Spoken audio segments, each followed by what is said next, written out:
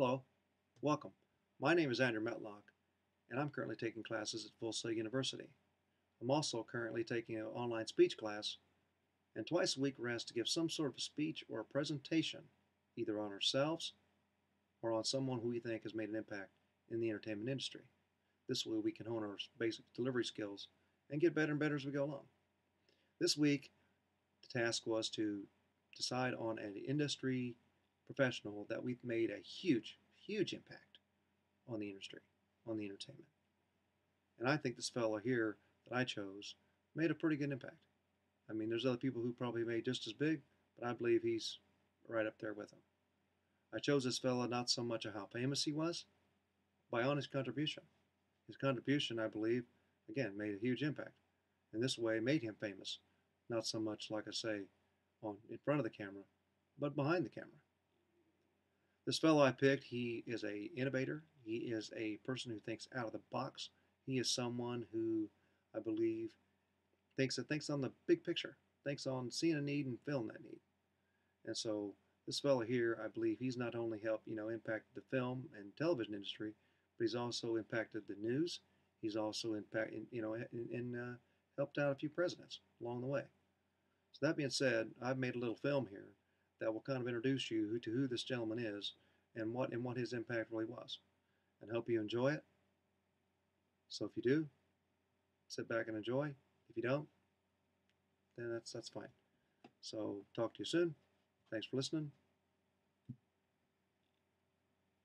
Schlafly Jr.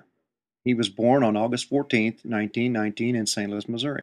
He was the only child of Herbert Sr. and Mary Rose Parker Schlafly.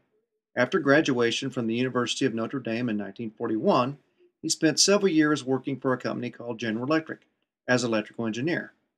In 1947, he went on to work for 20th Century Fox in New York City in their television research department. He is best known for developing a device that he called the teleprompter.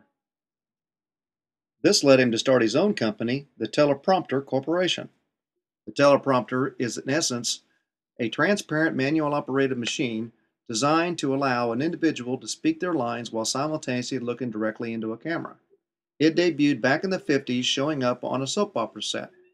After word got around about such an innovative device, everyone on television wanted it. 2 years later, in 1952, Herbert Hoover was the first politician to use this Schlafly device when he gave the keynote address to the Republic Nation Convention. Every president since, except Richard Nixon, has spoken to the public with the aid of a teleprompter. These scrolling cheat sheets of paper were in plain sight of the reader or speaker, but are virtually invisible to the camera. When I started my research, the main deciding factor and interesting aspect of his career was when I ran across a magazine called Amazing Stories that was published back in April 1956. He was quoted to say, quote, "Systematic information storage will be in a form instantly available for response to remote inquiry. Communications will be highly refined without the encumbrance of any wires to or in between terminal devices," unquote. At the time I read this, he seemed to predict what we now know as personal computers, cell phones, and the internet. He also developed the first pay TV system that permitted subscribers to order special programs delivered by coaxial cable.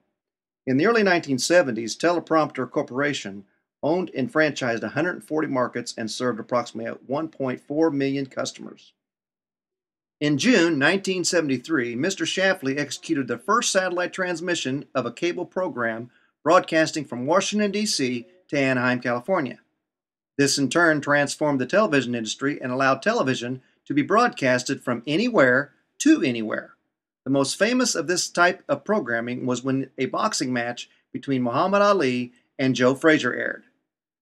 Later in his career, he went on to become the president of two more companies, Transponder Corporation and Portal Services Network. He also served as a chairman of the FCC Cable Television Advisory Commission. And then at the end of his career, he received 2 Emmys, one for the teleprompter and the other for his outstanding engineering achievements for cable television technology. He was designated the Cable Television Pioneer by the National Television Association. In 2008, he was inducted to the Cable Television Hall of Fame.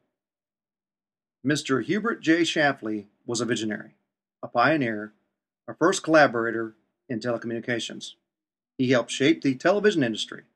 Mr. Hubert J. Sheffley died earlier this year on April 20th, 2011.